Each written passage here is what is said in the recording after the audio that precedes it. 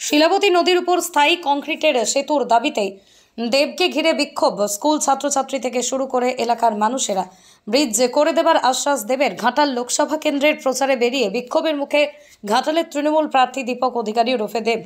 ঘটনা পশ্চিম মেদিনীপুর জেলার দাসপুর ও ঘাটালের মধ্যবর্তী এলাকার গাদিঘাটে।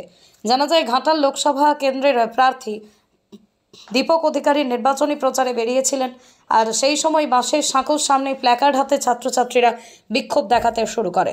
তাদের দাবি অবিলম্বে একটা কংক্রিটের ব্রিজ করে দেওয়া হোক। ফি বছর বন্যার সময় নদী পারাপারের ক্ষেত্রে চরম সমস্যার সম্মুখীন হতে হয় এলাকার মানুষজন ও পড়ুয়াদের। দীর্ঘদিন ধরে নদী পারাপারে ভোগান্তি মেটাতে প্রশাসনের কাছে স্থায়ী সেতুর দাবি জানিয়েও কোনো সাড়া না মেলায় এবার ঘাটাল লোকসভা কেন্দ্রের তৃণমূল প্রার্থী দেবকে ঘিরে স্থায়ী সেতুর দাবিতেই স্কুল পড়ুয়া থেকে শুরু করে এলাকাবাসীরা বিক্ষোভ দেখান। এখন দেখার যে এই নিয়ে সেতু নিয়ে নির্বাচনে কতটা প্রভাব ফেলবে।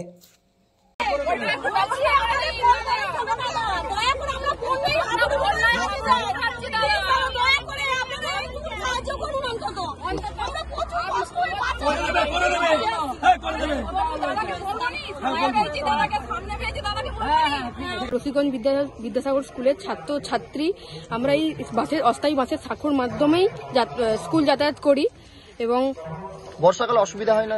বর্ষাকালে প্রবল বর্ষণের ফলে আমাদের শিলাবতী নদীতে বন্যা দেখা দেয় এবং এই বন্যার ফলে এই অস্থায়ী বাসের সাঁকোটি ভেঙে যায় এবং এই বাসের সাঁকোটি ভেঙে যাওয়ার ফলে আমাদের নৌকায় করে স্কুল যাতায়াত করতে হয় এবং সেক্ষেত্রে একটা বিপদের ঝুঁকি থাকে তো তোমাদের? হ্যাঁ, জীবনের ঝুঁকি নিয়ে আমাদের এই নৌকা পারাপার করতে হয়। অনেকবার নৌকা ডুবিও দেখা দিয়েছে। আমাদের বিনীত মহাশয়ের কাছে আমাদের বিনীত অনুরোধ যে এই অস্থায়ী বাসের সাঁকোটি একটি ফুটব্রিজে পরিণত করে দিন। মানে কার কাছে? দেবের কাছে? দীপক অধিকারীর কাছে। আর এই আবেদন অসুবিধায় থাকো তাই তো? হ্যাঁ, প্রচুরই অসুবিধায় থাকি। আর আমাদের গ্রামের রাস্তাটি কত স্কুলের ছাত্রছাত্রী তোমাদের? আমাদের পাশের অনেকগুলি গ্রাম, রাধাকান্তপুর, হরিদাসপুর, পান্না সংলগ্ন অঞ্চল থেকে অনেক ছাত্রছাত্রীরা স্কুলে পঠন পাঠন করতে যায় এবং তারাও বন্যা দেখা দিলে প্রবল বিপদের মুখোমুখি হয় এবং পাশাপাশি গ্রামবাসীরাও অনেক অসুবিধার মধ্যে পড়ে। এবং ঘটনা হচ্ছে শিলাবতী নদী আমাদের যেমন পেটে অন্ন যোগায়, তার জল দিয়ে আমাদের সেচ হয় এবং এই এই রবি সিজনের চাষবাস হয়, তেমনি বন্যার সময় ভয়ঙ্কর রূপ ধারণ করে এবং তখন যাতায়াতের খুব অসুবিধা হয়। কথায় আছে আড়ে নদী 50 কোষ, সেরকম আমাদের এখান থেকে কাউকে কলকাতা যেতে হলে বা সামান্য দাসপুর বা ঘাটালে যেতে হলে সেই ঘাটাল দিয়েই ঘুরে যেতে হয়। ঘাটাল হাসপাতালে কোনো রুগী পাঠাতে হলে আমাদের এই যে সংকীর্ণ রাস্তা দিয়ে হট করে অ্যাম্বুলেন্স ঢুকে না, তখন আমাদেরকে রুগীকে নিয়ে এপার থেকে সেপারে নিয়ে যেতে হয়, তারপরে অ্যাম্বুলেন্সে করে নিয়ে যেতে হয়।